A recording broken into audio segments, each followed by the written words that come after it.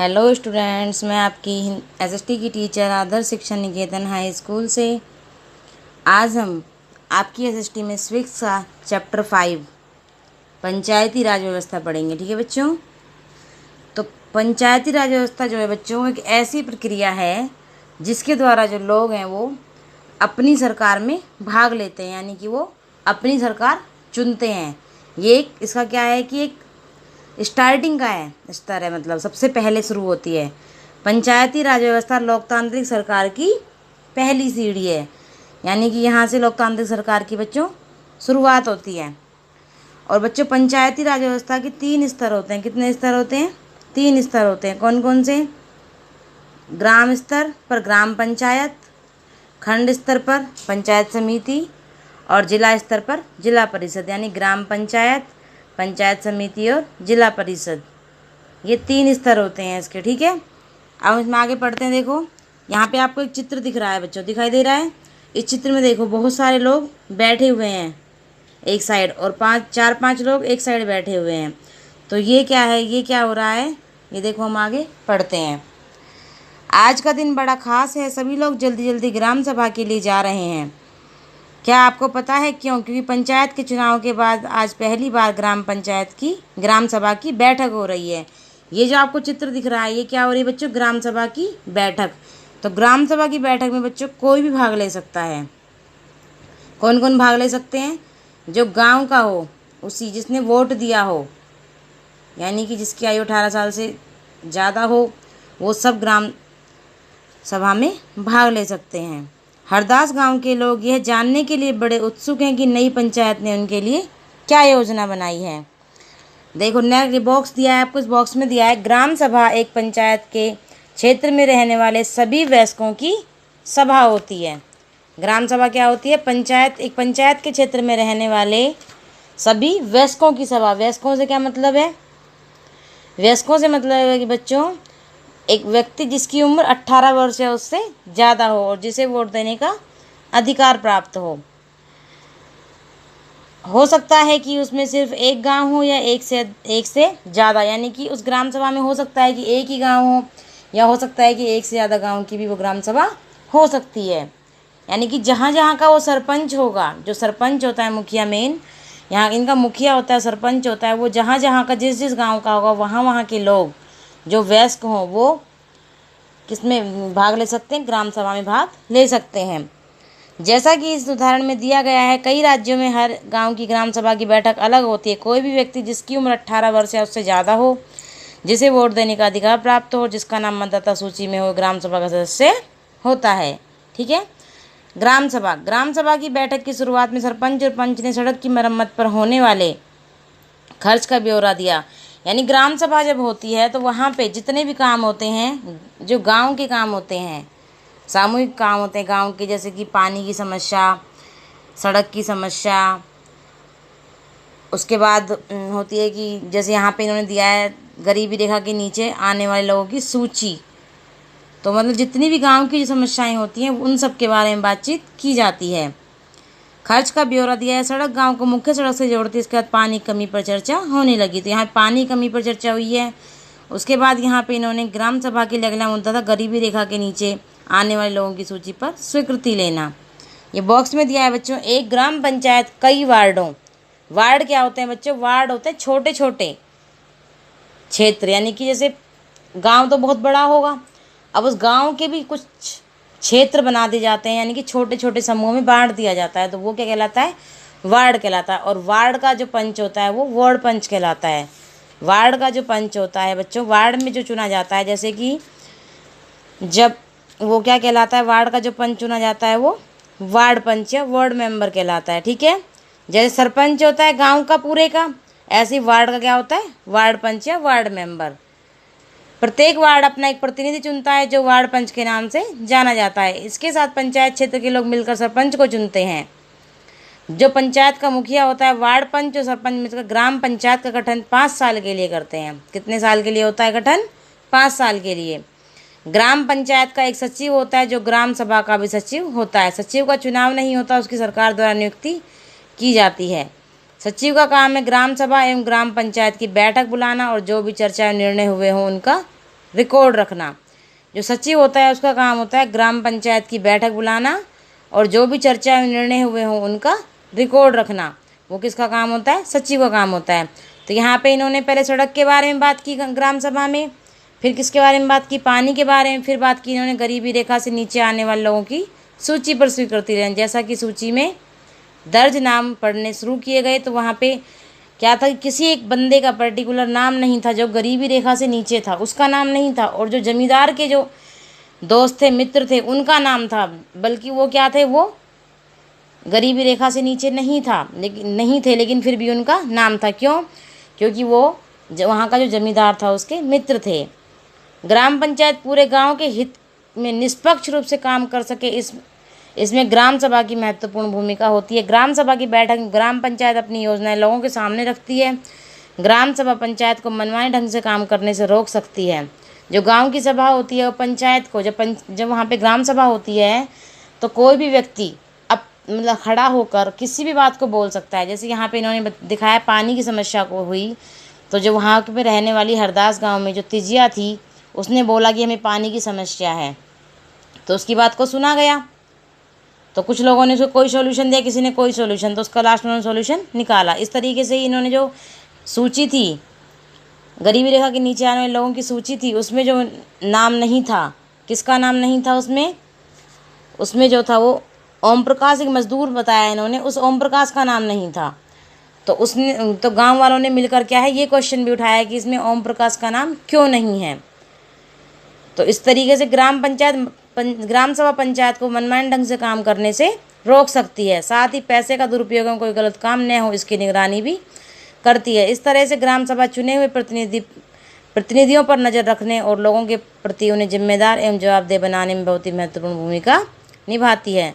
तो यहाँ पे इन्होंने कहा कि उसका नाम क्यों नहीं है, मैंने आपको भी बताया ओम प्रकाश का नाम क्यों नहीं है। तो सरपंच ने पूछा भाई ओम प्रकाश का नाम क्यों नहीं है, क्योंकि वो तो गरीबी रेखा से नीचे आता है। तो जिस शिक्षक ने गरीबी रेखा के नीचे आने वाले परिवारों का सर्वेक्षण किया था उसने बताया कि जब मैं ओम प्रकाश के घर गया तो वहाँ पर कोई नहीं था, यानी वहाँ पर ताला लगा हुआ था, तो शायद वह कहीं काम ढूंढने गया हुआ था। तो सरपंच ने कहा कि ओम प्रकाश की पारिवारिक आय देखो और उसके बाद ये सरकार तय करेगी कि उसकी जो तय की गई पंचायत तय करेगी कि जो उसकी राशि है, उसकी आय है जो वो सरकार द्वारा तय की गई राशि से कम है तो उसका नाम भी सूची में शामिल किया जाएगा। नेक्स्ट है आपका ग्राम पंचायत। ग्राम सभा में गरीबी रेखा के नीचे आने वाले परिवारों की जो सूची निर्धारित हो रही थी, क्या उसमें कोई गड़बड़ी थी? यदि हाँ तो वह गड़बड़ी क्या थी? उसमें गड़बड़ी थी, क्या गड़बड़ी थी कि अमीर चंद के जो दोस्त थे, वहाँ का जो जमींदार था उसके जो दोस्त थे वो उनको तो क्या किया गया था, उनको तो वहाँ पे नाम लिखा गया था, गरीबी रेखा के नीचे आने वाले लोगों की सूची में नाम लिख दिया गया, लेकिन जो गरीब था ओम प्रकाश एक मजदूर, उसका नाम नहीं लिखा गया था। सरोज ने सूरजमल से बोलने के लिए कहा, फिर वह चुप क्यों रहा? क्योंकि वो डर रहा था कि सरपंच जो है वो मुझे बाद में, जो वहाँ का जो जमींदार है, सरपंच नहीं जो जमींदार है वहाँ गांव का, वो मुझे बाद में डांटेगा या बाद में सुनाएगा, इसलिए वो नहीं बोल पाया। ग्राम पंचायत की नियमित रूप से बैठक होती है। इसका मुख्य काम उसके क्षेत्र में आने वाले गाँव में विकास कार्यक्रम लागू करवाना होता है। जैसा कि आपने देखा ग्राम सभा ही पंचायत के काम को स्वीकृति देती है, तभी पंचायत अपना काम कर पाती है। यानी कि जो भी काम होगा गांव में उसके बारे में पहले सरपंच या वार्ड पंच सब मिल कर के ग्राम सभा में गांव वालों को बताएंगे। ठीक है, जब गांव वाले उस काम के लिए स्वीकृति दे देंगे, यानी ग्राम पंचायत जब ग्राम सभा जो है वो उस काम की स्वीकृति पंचायत में दे देती है, तभी पंचायत जो है वो काम कर पाती है। यहाँ पे आपको चित्र दिख रहा है, यहाँ पे दो पंच दिखाए गए हैं, यानी कि दो वार्ड पंच दिखाए गए हैं महाराष्ट्र के, जिन्हें 2005 में अपनी पंचायत में उल्लेखनीय काम करने के लिए निर्मल ग्राम पुरस्कार से सम्मानित किया गया। अब ग्राम पंचायत के काम कौन कौन से होते हैं देखिए, सड़कों, नालियों, स्कूलों, भवनों, पानी के स्रोतों और अन्य सार्वजनिक उपयोग के भवनों का निर्माण और रखरखाव करना, स्थानीय कर लगाना और इकट्ठा करना, गांव के लोगों को रोजगार देने संबंधी सरकारी योजनाएं लागू करना। ये तो ग्राम पंचायत के क्या होते हैं, काम होते हैं। ग्राम पंचायत की आमदनी के स्रोत कौन कौन से होते हैं? घरों एवं बाजारों पर लगाए जाने वाले कर से मिलने वाली राशि, यानी कि जो घरों में या बाजारों में जो कर लगाए जाते हैं, जो टैक्स लगाए जाते हैं आजकल, उनसे मिलने वाली जो राशि होती है वो क्या है, इनकी ग्राम पंचायत की आमदनी का स्रोत है। विभिन्न सरकारी विभागों द्वारा चलाई गई योजनाओं की राशि जो जनपद एवं जिला पंचायत द्वारा आती है, यानी गवर्नमेंट भी ने कुछ राशि देती है ग्राम पंचायत में। समुदाय के काम के लिए मिलने वाले दान, कुछ दान देते हैं, गांव वाले देते हैं या कोई और दूसरा कोई भी आपका बड़ा अधिकारी आता है तो वो दान जो दे जाता है वो भी इनकी आमदनी का स्रोत है। कुछ राज्यों में ग्राम सभाएं काम करवाने के लिए समितियां बनाती हैं। देखो कैसे समिति बनाती है, उदाहरण के लिए निर्माण समिति। मान लीजिए गांव में एक सामुदायिक केंद्र का भवन बनवाना है तो यह काम निर्माण समिति करेगी। इन समितियों में कुछ सदस्य ग्राम सभा के होते हैं और कुछ पंचायत के, यानी कि निर्माण समिति जो उस काम को करेगी तो उसमें कुछ सदस्य जो होंगे ग्राम सभा के होंगे और कुछ पंचायत के। ये दोनों मिलकर गांव के विकास के लिए काम करते। चलिए देखते हैं कि हरदास ग्राम पंचायत ने क्या क्या काम किया। हरदास गांव की ग्राम सभा में पानी की समस्या को सुलझाने के जो विकल्प दिए, क्या वो आपको याद है? जब हरदास ग्राम पंचायत की बैठक हुई तो कुछ पंचों ने इस मुद्दे को दोबारा उठाया। इस बैठक में सरपंच, पंच और सचिव उपस्थित थे। पंचायत के सामने सदस्यों ने पहले एक कुआं साफ करने और 2 हैंडपंपों को गहरा करने के विकल्प पर सोच विचार किया ताकि गांव को पानी के बिना न रहना पड़े। सरपंच ने सुझाव दिया कि चूंकि पंचायत के पास हैंडपंप की देखरेख के मद में कुछ पैसा है, सो उन्हीं पैसों को इस काम में लगाया जा सकता है। इस पर सभी सदस्य मान गए और सचिव ने उनके निर्णय को रजिस्टर में दर्ज कर लिया। उसके बाद सभी सदस्य मिलकर समस्या के स्थायी हल पर विचार करने लगे। यानी पहले उन्होंने एक टेम्पररी, यानी कि फिलहाल के लिए क्या हो सकता है, उस समस्या को कैसे सुलझाया जा सकता है अभी के लिए, उसके ऊपर काम किया। जब वो समस्या अभी के लिए सुलझ गई 2, 4, 5, 10 दिन के लिए, तो उसके बाद उसे हमेशा के लिए यानी स्थायी हल पर विचार करने लगे। उनको पता था कि अगली बैठक में ग्राम सभा के सदस्य फिर से प्रश्न पूछेंगे। कुछ पंचों ने शंका जाहिर करते हुए पूछा कि क्या जल संरक्षण से पानी के स्तर में कोई विशेष फर्क पड़ेगा। इस पर बहुत चर्चा हुई। अंत में निर्णय हुआ कि ग्राम पंचायत खंड विकास अधिकारी से बात करके इस योजना पर अधिक जानकारी इकट्ठा करेगी। ठीक है, अब इसके बाद इसका देखते हैं। नेक्स्ट आपका है पंचायत के 3 स्तर। मैंने आपको पहले ही बता दिया था बच्चों कि जो पंचायती राज है या पंचायत है उसके 3 स्तर होते हैं। कौन कौन से स्तर बताए उन्होंने पंचायत के 3? अभी मैंने आपको बताया था 3 स्तर, ग्राम पंचायत, पंचायत समिति और जिला परिषद। ठीक है, ग्राम स्तर पर ग्राम पंचायत, खंड स्तर पर पंचायत समिति और जिला स्तर पर जिला परिषद। ठीक है, हरदास गांव की ग्राम सभा और पंचायत के बारे में पढ़ने के बाद आपको समझ में आ ही गया होगा कि पंचायती राज व्यवस्था एक ऐसी प्रक्रिया जिसके द्वारा लोग अपनी सरकार में भाग लेते हैं। पंचायती राज व्यवस्था लोकतांत्रिक सरकार की पहली सीढ़ी है। ग्राम पंचायत ग्राम सभा के प्रति जवाबदेह होती है क्योंकि ग्राम सभा के लोग ही उसको चुनते हैं। जो ग्राम पंचायत होती है ग्राम सभा के प्रति जवाबदेह होती है। क्यों होती है? क्योंकि वही लोग उन्हें चुन करके सरपंच या पंच बनाते हैं। आप भी अपने अपने गाँव में ऐसा ही करते होंगे। आपके गाँव में जब इलेक्शन होता है पंच का या सरपंच का तो आप लोग वोट देते हैं, तो आप ही तो चुन के उन्हें बना रहे हैं, तो इसलिए वो आपके प्रति ही जवाबदेह होती है। पंचायती राज व्यवस्था में लोगों की भागीदारी 2 और स्तरों पर होती है। ग्राम पंचायत के बाद दूसरा स्तर विकास खंड का होता है, जो मैंने आपको पंचायत समिति बताया है। ठीक है, और इसे जनपद पंचायत या पंचायत समिति कहते हैं। एक पंचायत समिति में कई ग्राम पंचायतें होती हैं। एक पंचायत समिति में यानी कि उसमें कई सारे, एक से ज़्यादा ग्राम पंचायतें होती हैं। ग्राम पंचायत तो एक ही हो गई हर गाँव की, लेकिन पंचायत समिति में बहुत सारी ग्राम पंचायतें मिली होती हैं। ठीक है, पंचायत समिति के ऊपर जिला पंचायत या जिला परिषद होती है। यह तीसरा स्तर होता है।